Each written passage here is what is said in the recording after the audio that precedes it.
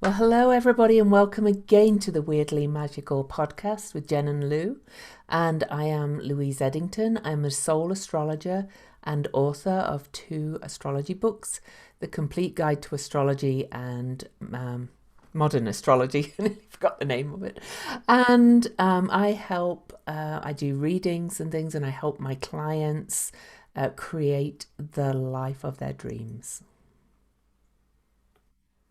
And Hey everyone, I'm Jen Dushen, CEO of Akashic Swan Guidance. I work with leaders, change agents, creators, empaths to activate their soul's full potential and purpose so they can thrive freely. And I do it using the Akashic Records, numerology, and the illuminating journey cards.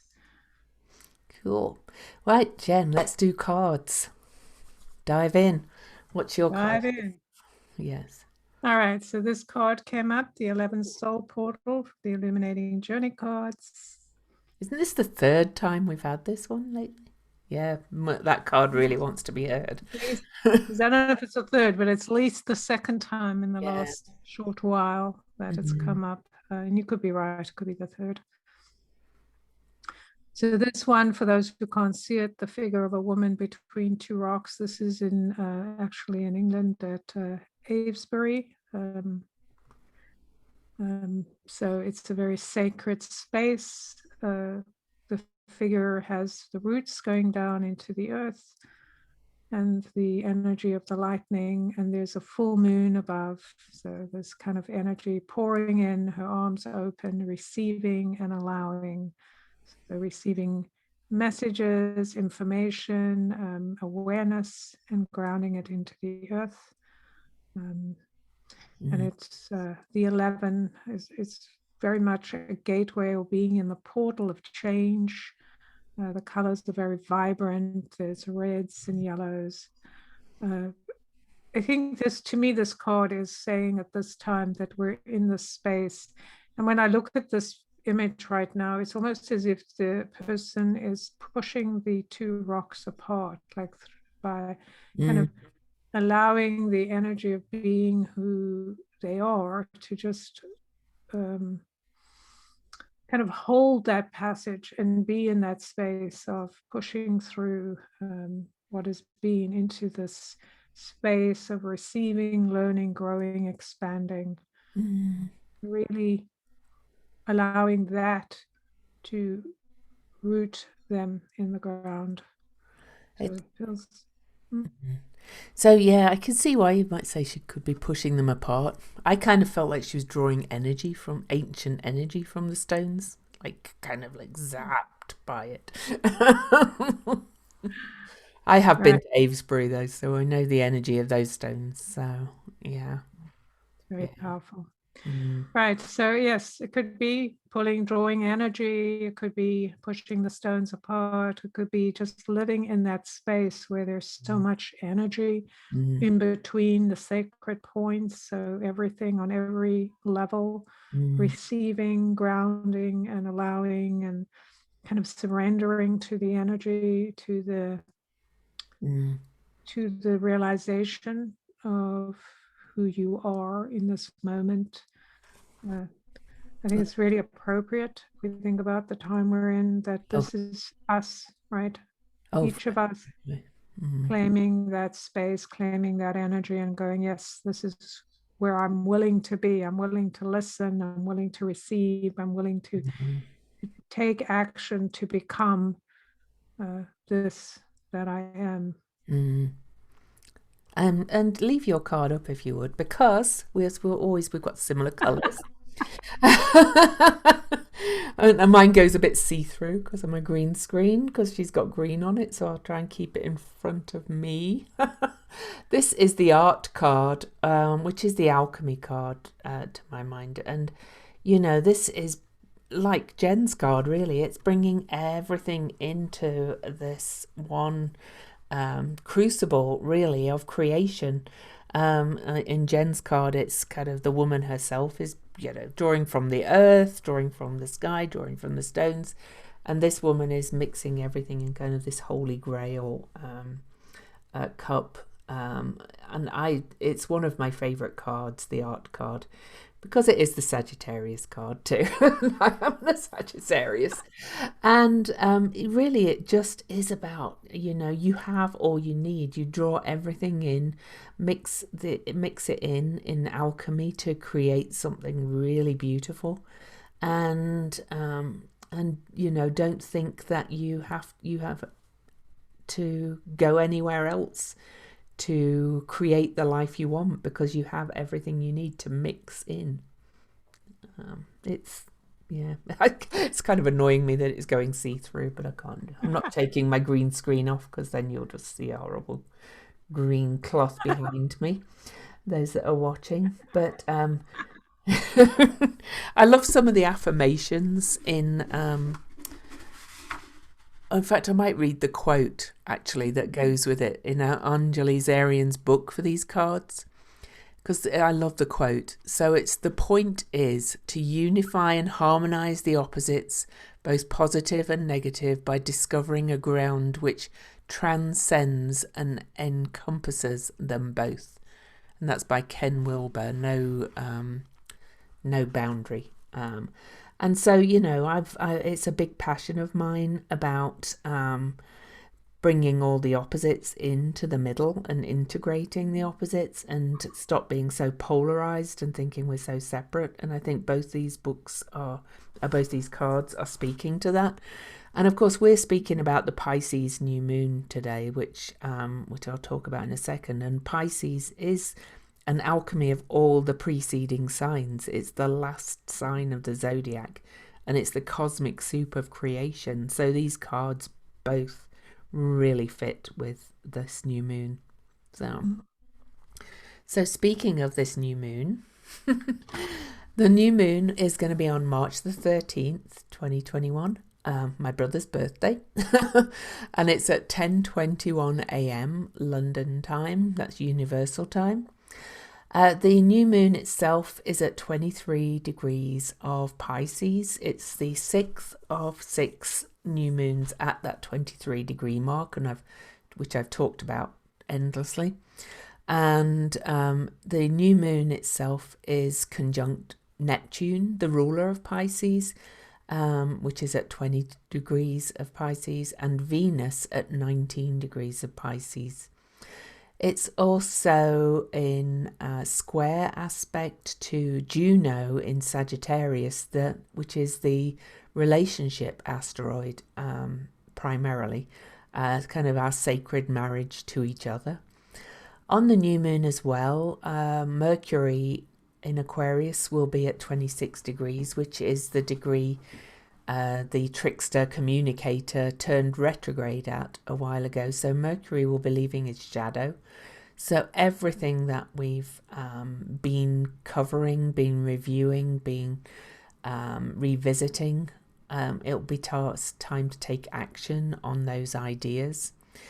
The other primary thing, and there's more, of course, that we'll cover, is that Chiron, the key to healing, the shaman of the zodiac, is almost exactly conjunct Ceres, the Great Mother, at 7 degrees of Aries, which is just 1 degree away of the upcoming Venus star point, when Venus is exactly conjunct the Sun, and that will be on March the 26th at 6 degrees of Aries. So we'll talk about all that as we move through as well. But Jen, what are your first thoughts on this? So my first thoughts are that I think this is the point of new beginnings, in a sense, the ending, creating the beginning, as everything starts to kind of reach another level, which kind of reminds me of our cards. It's kind of getting to that next level of where actually, like, this is what there is, this is what we have to work with. Let's kind of stir it all in and create from here. And as far as the numbers go, which is, I think, first because fascinating, it's the final of the 23 degree moons that have been going since October.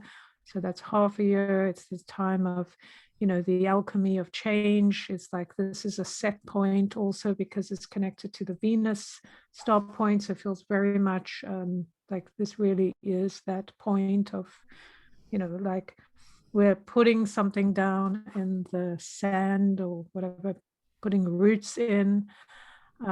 So March is a 3-month always, and this month it is in 8, because 5 and 3 is 8. So we have that 8. So the 8 speaks to that idea of culmination, not like the 9, which is the final culmination, but the 8 is the kind of that idea of success or pushing through obstacles, reaching, like having a goal or an intention that's really strong, that makes us want to act. So it's about leadership. The 23, the idea of this incredible bravery, courage, and need to be bold and kind of leave behind our fears. The fact that it's on the 13th, very powerful. 13 is such a powerful number. I think it has spoken many times in the last couple of years, certainly since you and I have been doing this.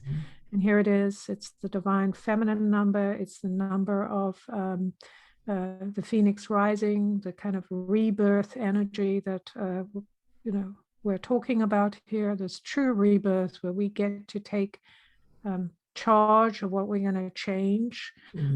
So the 13 with the 8, the 13 is a 4 with the 8. It's a destined time when you have the two together. So destiny is at work. So it feels very fated. And then with this is the 12. So we have a 3 universal day. And I think that's pretty significant because the 3 is about creativity. It's about the childlike energy.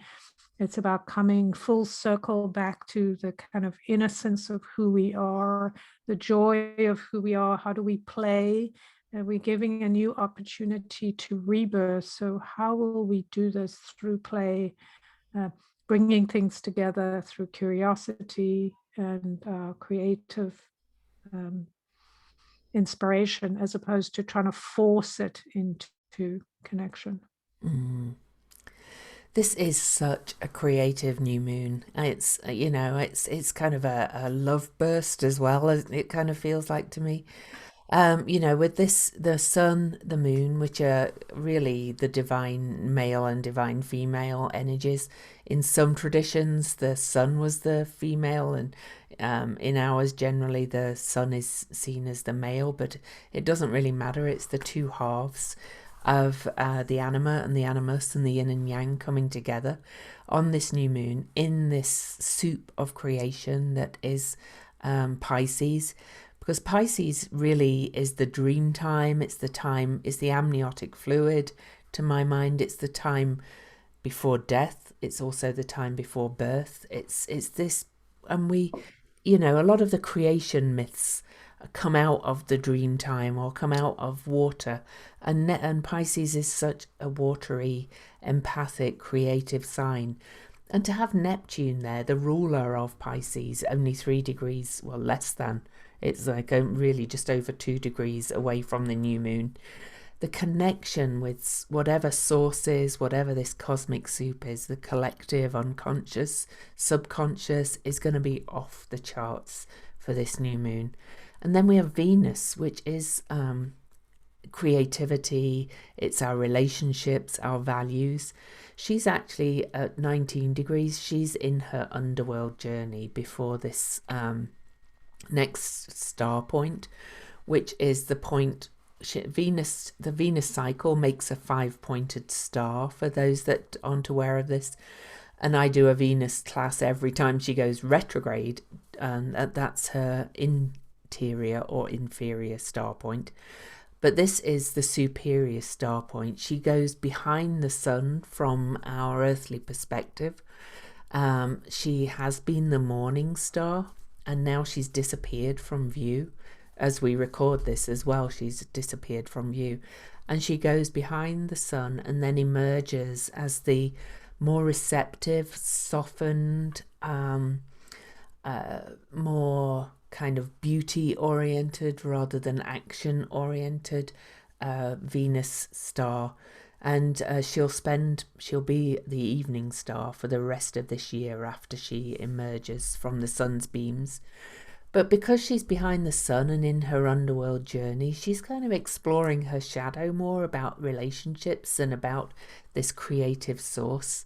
So, I think we on this new moon are being invited to really kind of go into our own little shadowy underworld in a very connected way. We're perhaps being invited to explore our own personal creativity and our connection with nature. Jen and I were talking just before we did this, and I'm definitely feeling this already as we move towards the star point and towards this new moon. I've been, walking in nature more. I've signed up for an art class.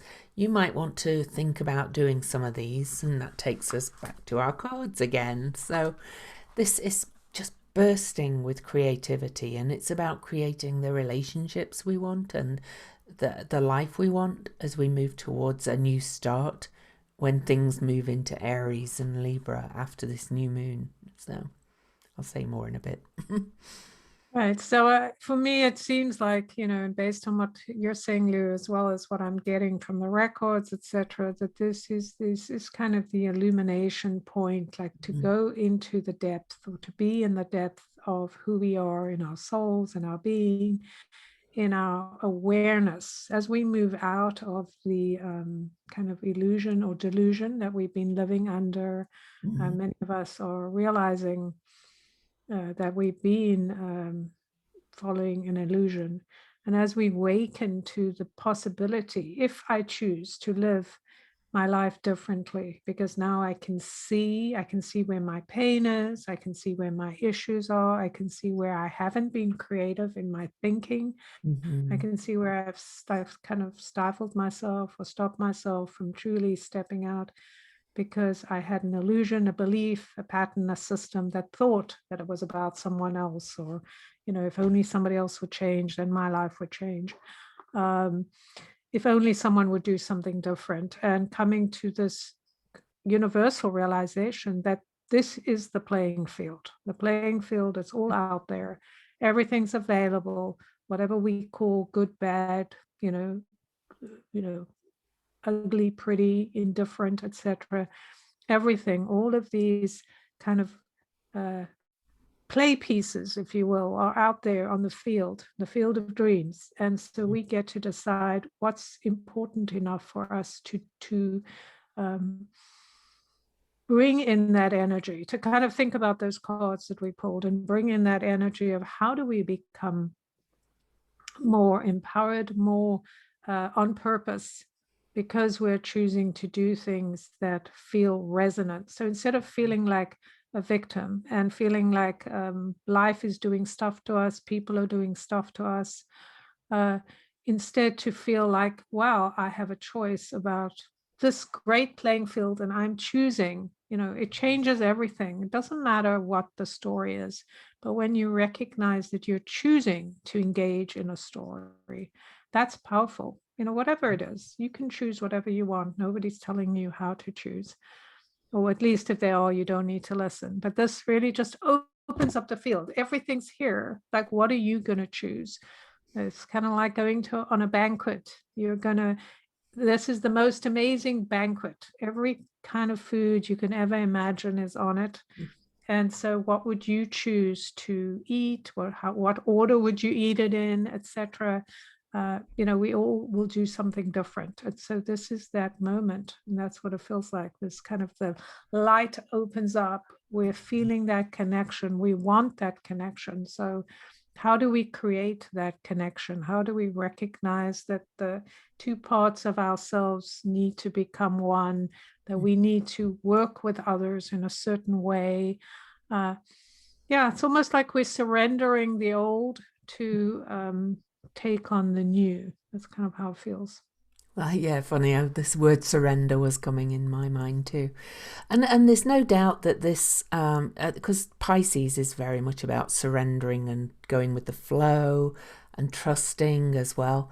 But I find it interesting that this new moon and Venus and Neptune are all in square to Juno, the marriage archetype asteroid, who has just crossed the south node, the releasing end in Sagittarius. And I think this is, there's an element of the Pisces. It's always so hard to talk about Pisces because it's such a nebulous sign. But an element of this about we're so connected to everybody in Pisces, to this collective almost psychic energy. And it's very empathic, and we can feel what others are feeling.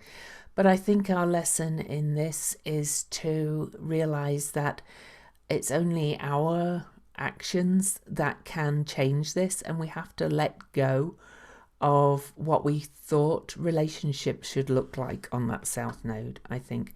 And this is all our sacred relationships really with each other. It's not just I know I call it the marriage, but it's our sacred marriage to each other.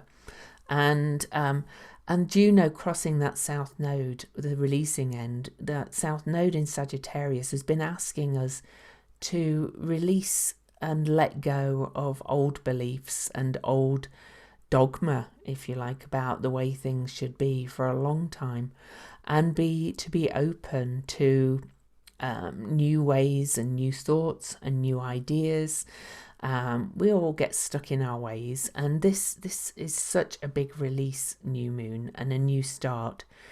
And then Mercury, I'd like to just quickly talk a little bit more about those moon's nodes, our karma and our dharma, the past, the old beliefs, moving towards the north node in Gemini. The nodes have now shifted into the second half of their journey through Sagittarius and Gemini. They've reached that pivot point, and now we're kind of in the second half of the journey where we're really being asked to move towards that north node in Gemini, which is the new ideas, listening to others, and the way the chart's all set up at the moment, all the personal planets are moving towards that north node, and the north node's moving back towards them. They're all going to meet one by one, which is saying it's time to change. It's time to become this new person. Mercury rules that north node in Gemini, and Mercury is leaving his shadow on the same day as this new moon in Aquarius, saying think outside the box, do things differently. And this is about everything, about how you approach the world, about how you approach your relationship with yourself. It's about turning a lot of this love back on yourself, and loving on yourself first. And that ripples out like the waves of water in Pisces, to my mind. So, yeah. Yeah, I think that, speaking about that in terms of this relationship with Venus and Neptune, with the sun there at the 23 degrees, the 2019, very powerful because of Venus being the higher octave of Neptune. Is that right? Some say she is, yeah. Or yeah. at least in this case, we can Yeah. say that is true. And Venus is she's said to be exalted in Pisces too. So, yeah. So it's a very happy place for both of them. Right. Well, I think if you think about the fluidity, it's like when you think about a baby and the amniotic fluid. This is Venus and Neptune together, right? It's this idea of when we see even images of the creation, it's always a woman usually rising out of the ocean. That's very Venus, Neptune. Yeah. Very much that idea that with the creation, when you create from your values, from love, from knowing you are loved, and that there's a balance to the choices you make, you create, you're the pivot point. That you can choose whatever you choose, and to be creative in your choosing in this space, because there's plenty, like it's endless. So instead of choosing from a place of lack and I have to, and I'm being forced to, and I have to kind of put myself in a certain shape so I'll be approved of, or I'm going to reach that high rate of success. Instead, knowing that success comes from the choices you make from your heart and your creative mind, knowing there are many choices, like there isn't just one choice, there's many. But making one step by step is important. It's important to make choices. Like I think when talking about Neptune being a flowing, kind of accepting, but there's also the need, which I believe is the point here with Venus and all this other energy here, is that you choose the flow instead of being, it's just, you're not just a piece of flotsam being Oh, no. forced to go in a certain direction, but you're actually directing where you want to go. And this to me is the key here, because we have kind of been led along a path, and that's been our illusion. And now with this gap, this hole, this space to recreate or create anew, we can go, you know what? This is what I want. I want to feel what it feels like to be in balance with my relationships, not need to hide or hold back because I'm afraid I'll be judged or I won't be loved, but just knowing there's just so much out there. Like, we don't need everyone in the world to love us. We don't need to have every single thing. What we need to have, what we desire, is what is true for us. So once we know what that is, it is so much easier to open our arms and receive than just trying to take everything that somebody's throwing at us or the universe is throwing at us. So that just feels super important to understand, that with Venus being at that 19, with her being the kind of instigator in the change, she's the one bringing her values, her desires, her creativity into a pool that will create anything, the pool of everything and anything and nothing. That's the mastery there. And she being at 19, which is like this new beginning with the 1 and 9, it's bringing in the old and the new, going, this is who I am. I accept myself, and I accept that I have things I need to do because I want something, I desire to be something. And with Neptune at the 20, although I know it's slow moving, is that kind of surrendered, going, you can have whatever you want. You just need to name it and claim it. So when I say going with the flow and the nebulous energy and things, to my mind is more going with that inner flow of kind of your connection with source. This new moon is really about your connection with source, and knowing that that's what's most important to tune in with, I think, rather than, like Jen said, what everybody else is doing and things.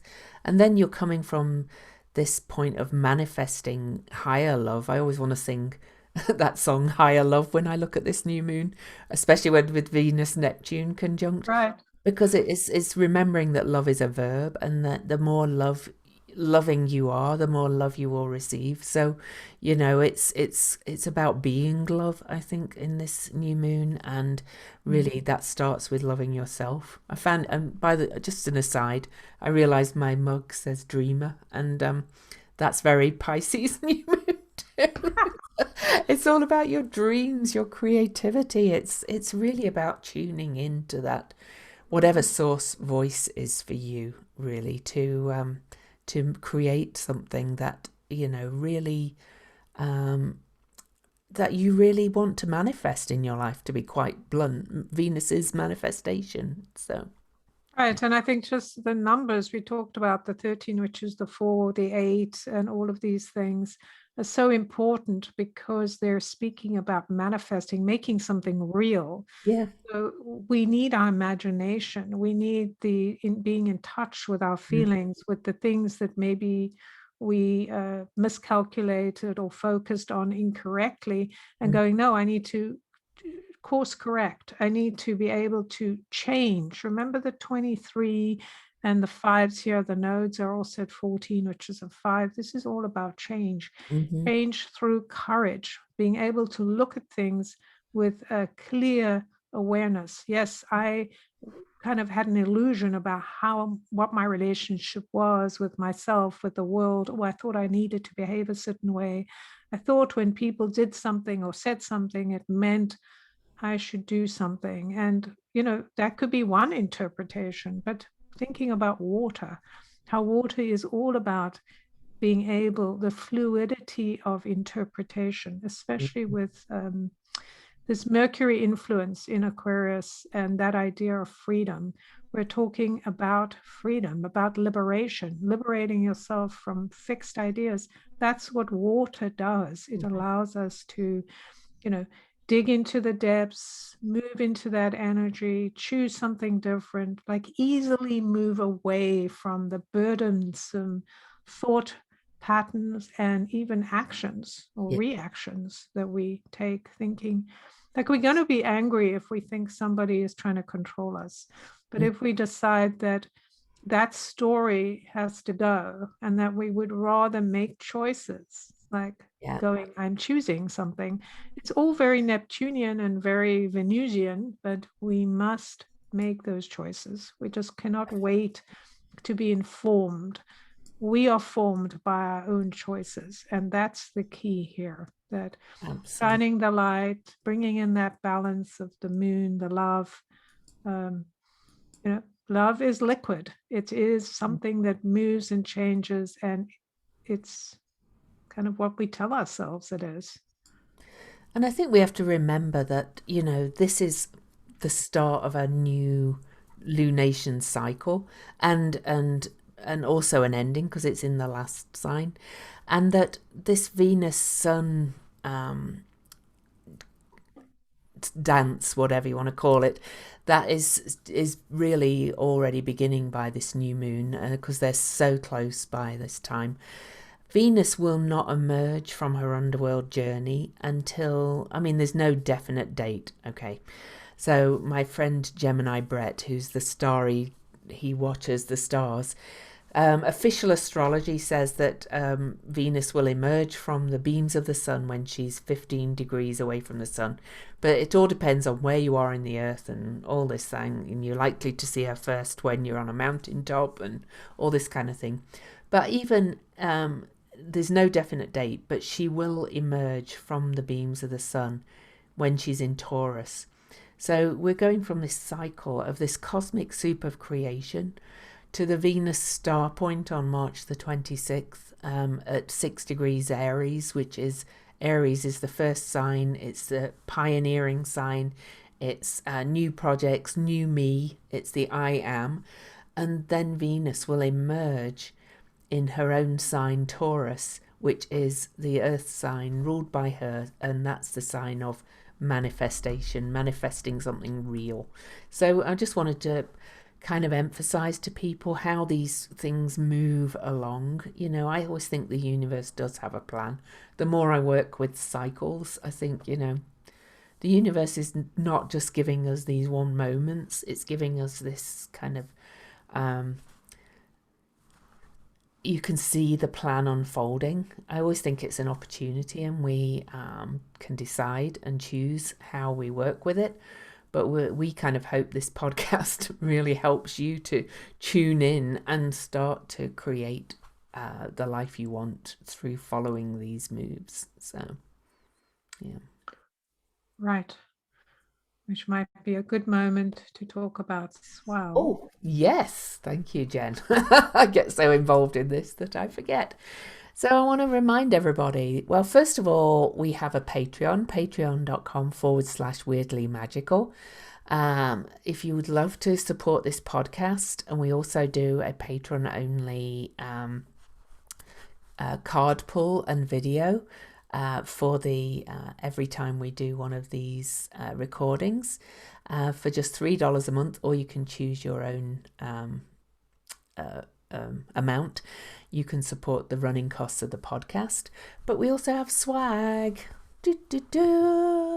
So my business is Cosmic Owl Astrology. Jen is Akashic Swan Guidance, and our lovely friend Chloe Plasma came up with the swawl, the swan owl for the podcast. And we have t-shirts, we have mugs, we have sleeveless ones, short sleeves, long sleeves, sweatshirts, whatever you want. And we also have ones with the design, the big design on the back. And you can find the link to that on our Facebook page, which is Weirdly Magical on Facebook. I'll post the link again for the SWOW swag. And on our next broadcast, we're probably going to be doing a giveaway. So listen out for that. So anyway, back to the new moon. Exactly. Swirling along. Yes. So yes, so something that struck me as you were talking before about Juno moving past the nodes is we still have the Draconian bowl, but it's interesting how it's kind of moving around, which is kind of touching all the different areas.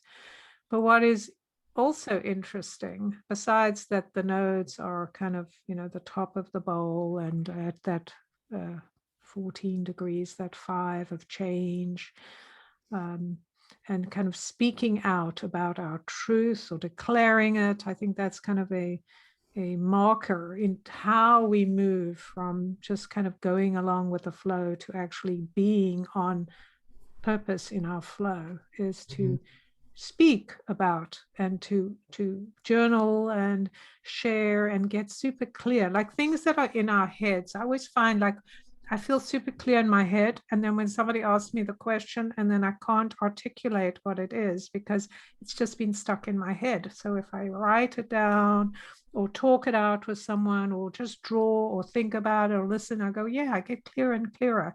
So I think that's really the point of all of this here, with that kind of pressure as Juno has now moved in there to almost culminate the marriage, right? This is the time of penetration, if you will, that idea of becoming, like, it's not just an idea, right? It's something you're going to make real through penetration of some kind, through that surrender, through that allowing, that kind of orgasmic experience of becoming a living being, a living thing, your idea, your soul purpose, your free will. These are living things, your relationship to love that you actually need to engage with and go, this is what I want.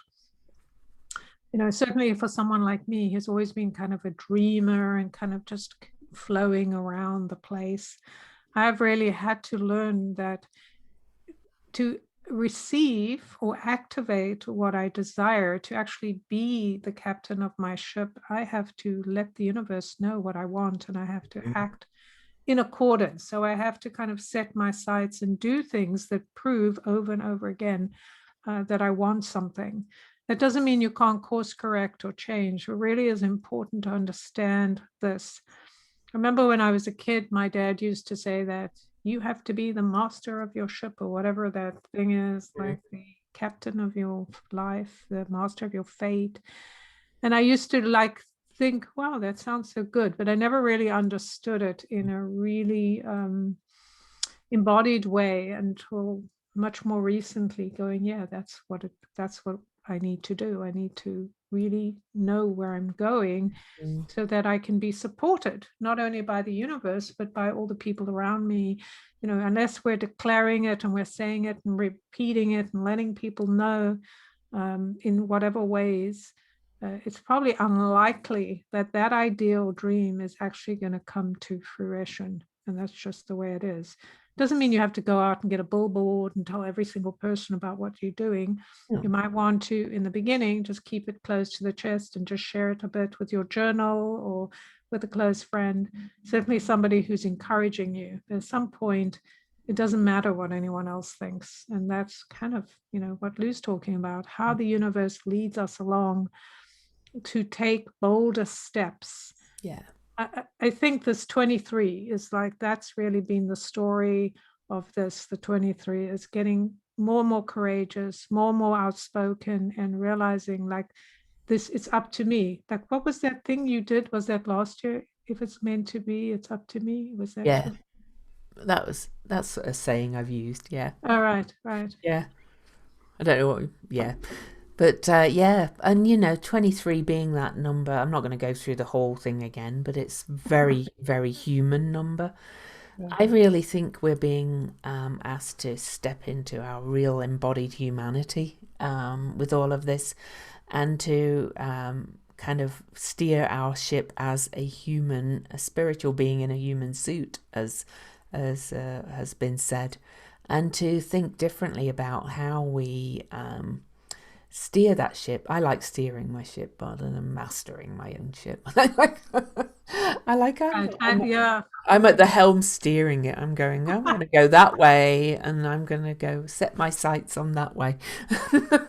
So, Right. I'm not sure if I got the words right. It could be oh wrong. no, I think that is a saying that Oh, you've got to be the master of your own ship, but I find that quite a patriarchal thing. It's like I'm telling everybody else what to do. Whereas if you're in your own ship and you've got the rudder or the steering wheel, you're steering your own ship. So mm, I kind of like, yeah, right. I yeah. think the idea to me, the word mastery, is this idea of becoming skilled at Mm. what you do and being able to be resilient and kind of, keep your focus, even though things around you are falling apart. Uh, but I know there's a lot of, attachment to that word. So it is an interesting word, but Well, I use it for yeah. Saturn all the time, mastery. It's definite, but I think it's because I used to sail. So, the master of the ship, we used to tell everybody else what to do. I used to sail with my dad when I was young, and I think that's why I prefer to be the idea of, no, this is my ship and I'm steering it. So, Right. I think it's nice to have that. Steering feels like you have some, yeah, uh, you, you're empowered to choose the direction. I think that's a really good point, steering the wheel. yeah. I did have a thought when you were talking about the Venus journey and what's happening. And really, this is, of course, in the turning of the wheel, we are entering the spring equinox, or we will on the 20th of March or around there. I don't know if it's the Is it, 20th or it is 21st. it's the 20th this year. Yeah. Okay, so and that's the kind of the time when you plant the seeds and so this is all this pre-planning to get to the point of planting the seed. This particular year or this time we're in, the seeds are generational. So we're planting new generational seeds. We're turning a corner. We're leaving behind something that it's kind of like we've all been brought to this land through these ships and however we got here. And now we have to look at that and think, okay, all those ships are going away. Here we are on this land, and we have to be able to find a way forward. And so everything's open to us, and it's kind of like we're all starting on an equal playing field, regardless of what you have or what it looks like. It's recognizing that you gain equality by claiming equality. You don't need to fight with people about it. You just need to recognize and resonate to it and live as if, which doesn't mean you're challenging people. But I actually saw a funny little video, whatever, on Instagram, TikTok, or somebody had posted where there was this woman going, when I see people saying I have an attitude or they don't like my attitude or way I talk and stuff like that, and she's like, how is it my business when you're intimidated by me, right? And it just kind of makes me feel like, yeah, like, people may be intimidated by us. They may find us annoying, or may want us to go faster or slower, or sideways or left. And we can kind of hurry up or try to appease them, or we can just kind of stop and go, wait, is that really the direction I want to go? Yeah. They need to look at their own paper or page or whatever and stay on their own thing, and Well, why it yeah. right. But, sorry, interrupted you. But I think that the key here, well, anyway, for me, the key here and what I hear from the record keepers is that, people will always have opinions. So we can be worried about or telling them what to do, or we can just kind of go, I don't really care. Yay, you have an opinion. Doesn't matter to me. Your And that opinion of me doesn't matter. So right, right. And that's the strength, right? When we yeah. get less attached to somebody else having an opinion, because there will always be opinions. And we go, And we should be the same about others too, exactly. Our opinion of you doesn't matter too. Right. So, I should stop telling you what to do, right? So it's yeah. kind of like, yeah, I got more time to, uh, unless somebody asks our opinion, which is different, or they Yeah, hire us and yeah, we are that's working with them. But those are requests. When we request for help, then we can certainly offer help. If nobody's asking us, then maybe we should just focus on what we need to do. exactly. That's what I meant by staying on our own paper. So I just want to talk about that draconic bowl again quickly. Because that reminds me of our cards too. The draconic bowl basically means most of the planets, the main planets, are trapped on one side of the lunar nodes, and it's a very focused and concentrated bowl of soup, if you like, where we're being asked to really look at what's happening.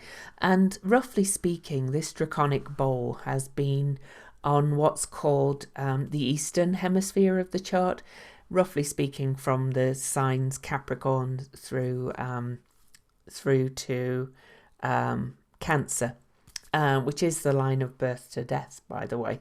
It's roughly that. so don't go. But it's Gemini and Sagittarius, because if you look at the chart, it's kind of splits mostly onto the eastern hemisphere on the natural chart. And the eastern hemisphere of the chart is about the proactive, I'm going to create my own life, and I'm not susceptible to peer pressure and to codependence on what others think. So we're going back to that. And but the draconic bowl starts to break up on March the 26th. So that date will be before the next lunation or the full moon, and it's that day is quite magical. So we have the Venus star point that I mentioned already. We have Venus and the Sun meeting at 6 degrees of Aries, which is Mars ruled, and Mars will be exactly conjunct the North Node and leaving the draconic bowl on that very same day, and exactly on the star point that Gemini was at on her retrograde journey last June the 3rd, that star point. So this is just astounding to me, because Jen could talk about the 6 and the 13. We've already talked about is 13 degrees Gemini is when Mars will leave the draconic bowl. Mars is action and pioneering and time to leave this cosmic soup and create and kind of pioneer what we're wanting to take out of where we've been in this bowl. And there's Venus and the Sun meeting at 6 degrees of Mars ruled Aries as well, really creating the new us in the first sign of the zodiac. The fact that those two star points are being activated on one day is just astounding to me, quite honest. Right. And actually, Yeah. it's super exciting when you think about it. It makes sense that Mars, which is our libido, our desire, unfettered desire, is charging out first, because Yes. that's what we need. We need the libido, the desire to lead the charge. It's kind of what we've been talking about. How do you activate what you desire? That's the unfettered Mars, free at last and running. So kind of pulling the energy in.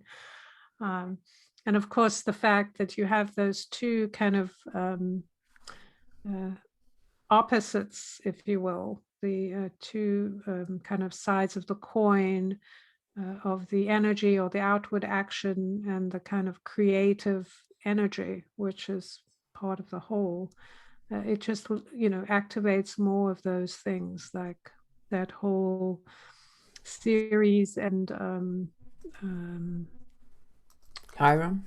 yes, that's it. Remember the name, Chiron, right? Ceres and Chiron. That whole, it's kind of that same thing, like that coming together in a new way, going, I don't need to hold on to the old junk, the old stories. I can just move out of this. I can release. I think so much of this energy, as it's being released, this kind of draconian energy, if you think about how that, It's draconic, by the way. yeah. It's not draconian. Oh, draconic. Okay. Draconian is a whole different thing. All right. Well, I'm glad you're here to, because, but I think in any case, right, it's that whether it's draconic or draconian or whatever part you fit into and believe in, um, but we'll go with Lou's version. That's the correct version, astrologically. Okay. Well, we certainly want to be correct with astrology. So we'll go with the uh, draconic. Is that Draconic, right? The yeah. draconic energy that is being released is like there is a certain energy when you think about the word draconic or draconian or whatever, even related to dragon and to this idea of being pressed in, right? So there's this, what happens when things are being really pressed together, there's a whole breakthrough of energy which is available to us. So pressing in all our parts and feeling all like kind of huddled and squashed in together, and this release or this running out of the energy that is so essential to our personal desires, which is that Martian energy running out forwards, is very activating. So I think that's super exciting.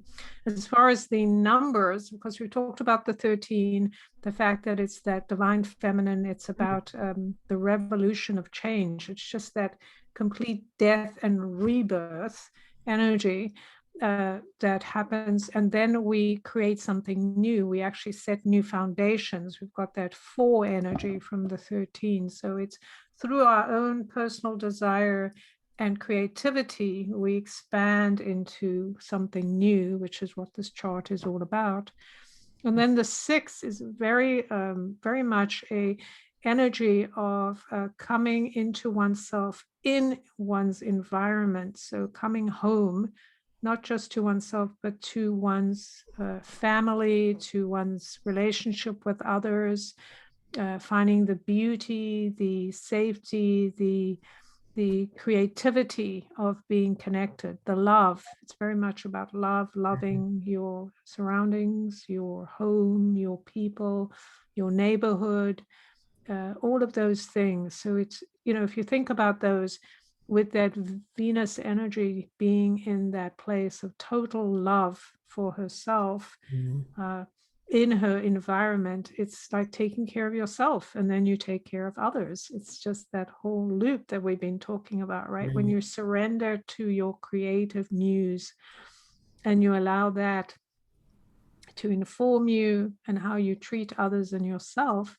then everything shifts. And we move away from that old environment where we were very fixated on telling others what to do, doing things for other people, following other people's rules that had nothing to do with us. So we're totally lost. And this complete shift into, well, what do I want to do? And who do I want to collaborate with? And how do I need to take care of myself and know myself in order to be a contributing member to this? Yeah. So, Ceres and Chiron, Jen mentioned them a little bit, at 7 degrees of Aries, just right a degree from where Venus and the Sun will meet on March the 26th, just 13 days after this new moon. Ceres, I'm kind of working with her quite a lot at the moment. Ceres is was asteroid number 1, the first one discovered in the asteroid belt, and Chiron is in the asteroid belt as well. And Ceres is oh no, he's further out because he's a centaur. But Ceres is she's the great mother. She is about the mother maiden kind of crone energy of like getting used to the cycles of life and the aging cycles and things, and the loss of innocence. She lost her daughter to Pluto. I'm kind of been tracking these cycles. I did a whole presentation on Ceres that is actually, I did it for Nadia Shah's YouTube channel, so you could find it there. I'll also be doing it again this year. But the more I study Ceres, she's now a dwarf planet, she got reclassified after the discovery of Eris. And here she is. She's the only dwarf planet in the asteroid belt. So to my mind, even though she was asteroid number one, to my my mind, she was discovered way before Pluto and before Uranus. sorry, Uranus. before any of the dwarf planets I'm talking about. Sorry, yeah, she was discovered before Uranus too. Oh, right. But you talk about the dwarf. Okay. Yeah, yeah. So she's dwarf planet number one, and she's in that asteroid belt that takes us out to greater consciousness and greater knowledge. I kind of think Ceres is the healing bridge because her whole story is about grief, loss, and then forgiveness and coming back into, you know, into that forgiving state of all the loss and things that we've kind of the innocence we've lost, all those kind of things. I don't know if I'm explaining it very well because Ceres is one of these things that has been speaking to me lately and I'm kind of forming my views on it. But anyway, Ceres, this meeting of Ceres and Chiron together on this new moon at that Venus star point where Venus, who I kind of see as Ceres' daughter in some ways, she's the maiden in the story, Venus. Ceres is the mother, are coming together with Chiron, this shaman, who's the key to healing, and saying in the sign of Mars that I think we're being given this whole opportunity by the universe. Over time, there's more I could go out and it would take too long. But we're being given this opportunity to heal this big divide we've got between the masculine and the feminine, the energies in our chart. This is nothing to do with men and women, but it has to do with that as well, but not just men and women. You know, it's about healing this whole divide of the relationships between each other, of what's kind of this day action, very outgoing, extrovert kind of energy, and then the relationship to that with the more receptive female night feminine energy. We're being given this amazing opportunity to heal all that big polarity and that big divide, and that's an opportunity to heal it within us and within humanity, to my mind. This is a long journey. In December 2024, Ceres, Venus, and Pluto, the three players in the grief, loss, forgiveness story, will meet together at 0 degrees Aquarius, which is where Jupiter and Saturn met last December the 21st. I think every time that these stories are activated, it's another part. You know, I think we're going to find over time that, the what's those men called that kind of hate women and the radical second wave feminists that really are anti-men. I think we're going to find them falling away, and that we're going to kind of come together again and find that it's okay to accept our individual differences and that we all operate differently. Some women are more extrovert, more male, if you like. Some men are more female, if you like. And that there's this whole spectrum of who we are. I just kind of see all this unfolding in this whole story. And the fact that Mars is the anima, is going to be on that Venus star point on March the 26th. And Venus star point is in Aries with the sun in the sign of Mars, is one of those steps also of just healing this big divide we've got. It's long overdue. Well, I don't know if it's long over. Well, I'm sure all of us think it's long overdue, but I'm sure this is all part of the universal plan. So it's exactly Yeah. time. It wouldn't have worked before, although we've certainly had some practice runs. We're much better now than we were that kind of forceful type of thing we've realized doesn't work. Yeah. You can't overpower others to force your opinion on them and then Mhm. find peace in that. That's impossible. So we had to go through all those iterations. Mhm. But I think absolutely there is that. For me, if I think about Ceres, what stands out is her opinion, and as well as Venus in that iteration, her opinion of what was happening. The truth is, none of us really know. That story could be told in so many different ways.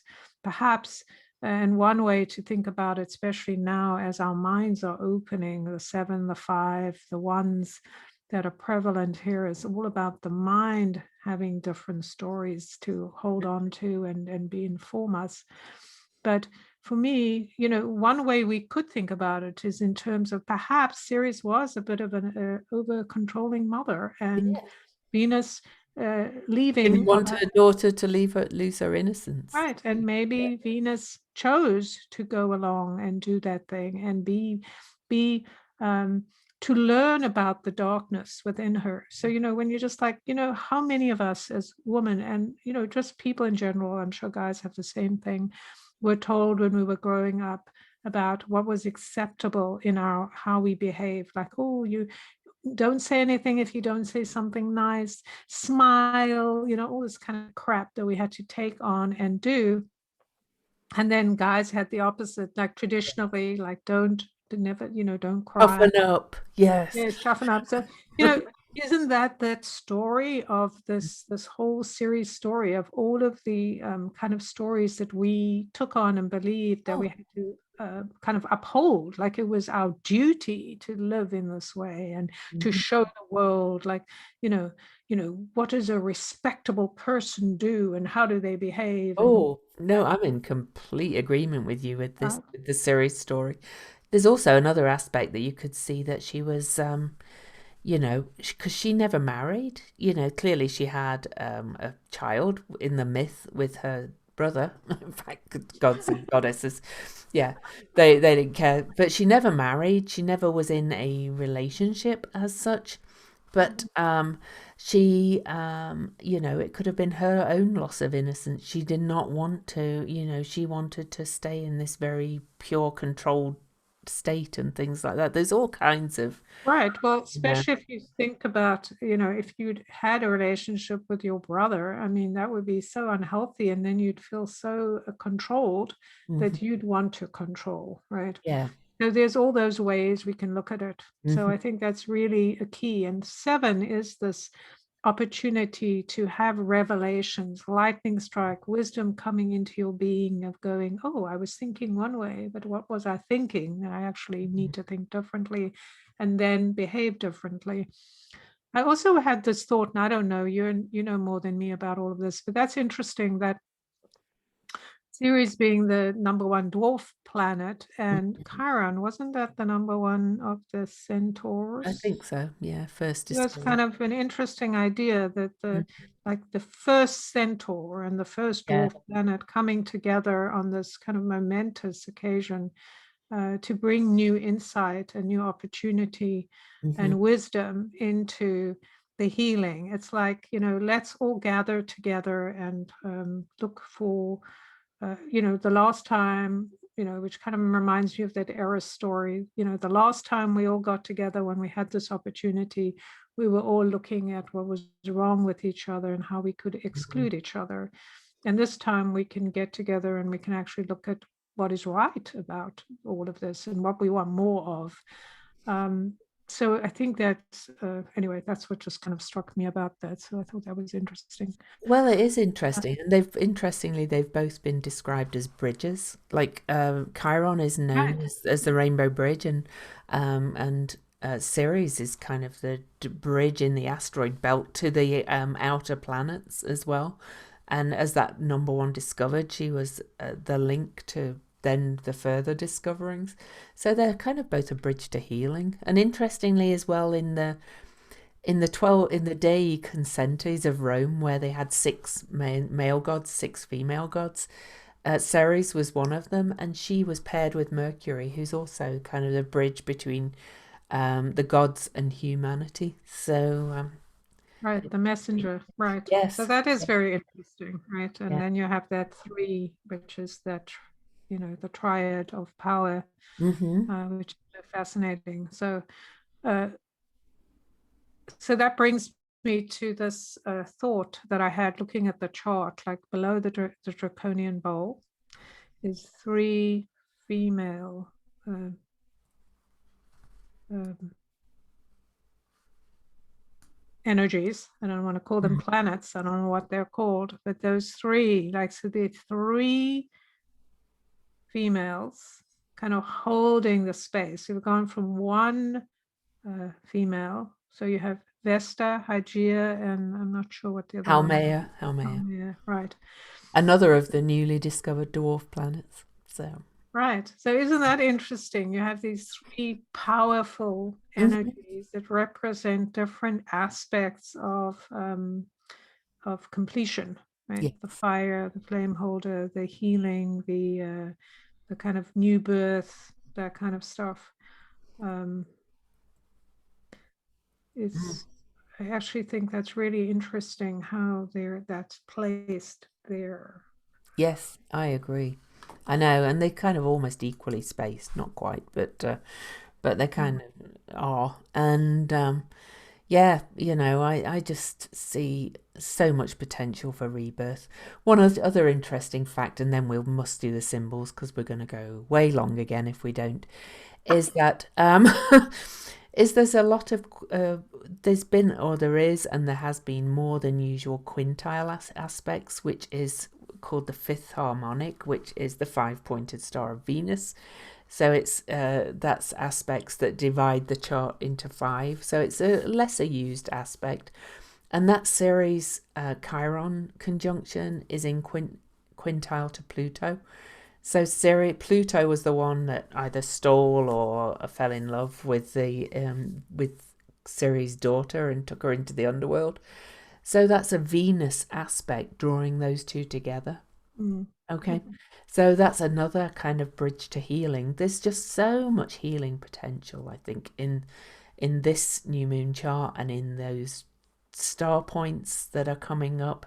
And Venus, of course, is the next closest planet to the sun from us, and she is said to be the higher incarnation of Earth Right. energy, and in many ways. And then Mars is the other side. If you look at the lineup of planets, he's the one that takes us action out into the universe, but they are both the closest to the Earth. So they're either side. So this integration of Mars and Venus is really key of this the yin, the yang, the day, the night, whatever you want to call all those energies, masculine, feminine. We have to manage to heal these polarities and separation that we've managed to create somehow. Fun creation time. Yeah. And I think that's very true. I did want to mention that something caught my eye, and that's that Jupiter is at 19, still in Aquarius, but Mm. 19 to match the 19 of Venus. They Yes. were together in Aquarius on the last moon, Yeah. and last full moon, I think. Was it the last moon or the last full moon? But anyway, they were 12 together, and now they're at this 19 together. So there is that kind of correlation in a sense that there's Mm. still support there in that kind of way, that there's still that connection, new beginnings, new start. I feel like this chart is just so much about leadership, like personal leadership, about really beginning to understand what are the qualities you need to be in personal leadership around your life, steering your own vehicle of life, and how you get that across, how you kind of you buy in and live through a healing or a healing approach that is life changing. So it's not so much necessary that we change the big things, although the big things will change, but that we change what is out of whack in our own world by speaking differently, making different choices, being more clear about what we want. And that's really what leadership is about, right? It's like Mm. taking ownership of what we want and then changing the things we can change. So And that just, and also respecting other people's choices. Yeah. And it was the Aquarius new moon that Jupiter and Venus were right. together exactly at 12 degrees Aquarius, because just looked at that. So that was the one on February the 11th. So it was the new moon before this one that we're looking at now. So Right. should So we do? that's super interesting. Yeah. Yeah. Okay. I just want to say one last thing, and that's those 3 planets at the bottom that I mentioned, or whatever they are, bodies, planetary bodies. The numbers 1, 2, and 3. So we have the inner one is 3, the 12 degrees, and then 1 and 2. 1, 2, 3. So Mm. interesting. 1, 2, 3. Very, very, very cool. All right, you do your symbol first. Oh, All and right. before we do, one quick mention again, patreon.com/weirdly magical to support our podcast. And I'll be posting the link to buy our swag on our Facebook page. So Yes. Thank you. Thank you thank for you. those who support us. We're Thank just you always. And any reviews always welcome. Likes, follows, reviews, everything. right. We appreciate Yeah. whatever way you support us, and that's Yeah. really, really beautiful. Thank you. Together, we do it all. Yeah. So, Pisces 24 degrees, Hmm. the Sabian symbol on a small island surrounded by the vast expanse of the sea. People are seen living in close interaction. So, the keynote, the need to consciously accept one's own personal limitations in order to concentrate one's energies and to live a centered and fulfilled life. Every individualized person is a small island in the vast ocean of mankind. The ego fulfills a necessary function, sets boundaries, gives specific character to the consciousness.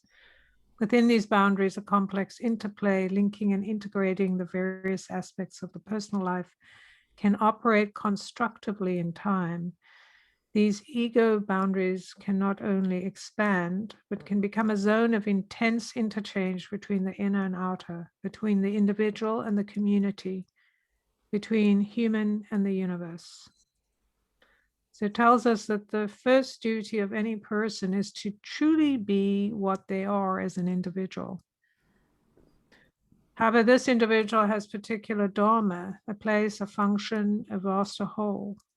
The island's inhabitants get subsistence from the sea, and in time learn to navigate the sea and interact with other islanders, and all eventually come to realize their oneness within the whole earth, which includes everything. So an appropriate word would be centralization.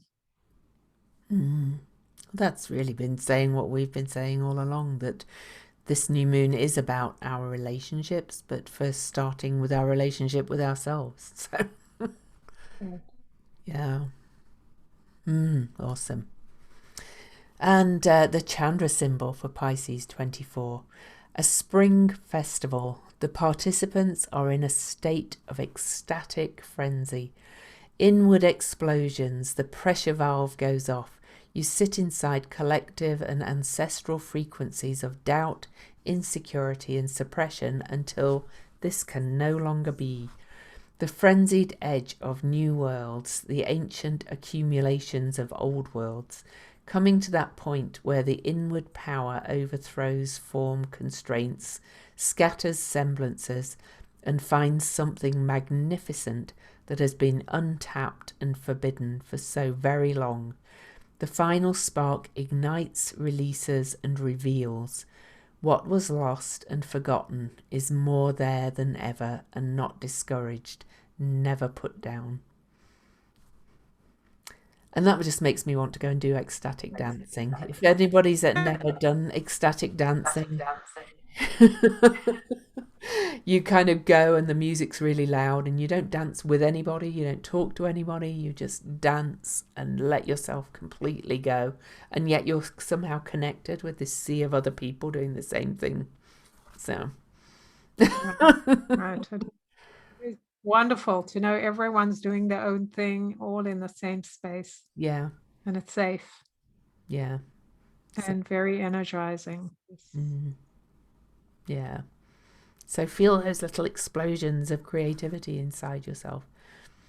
Yes, yes, and go forward. This is a time to truly um, bring that kind of thought, whatever it is, of who you are, what you need to do at this Mm. time, into focus so you can actually take action. And it may just be a tiny action, but it's taking you towards where you want to go. Exactly. Anyway, Jen, how can everybody find you?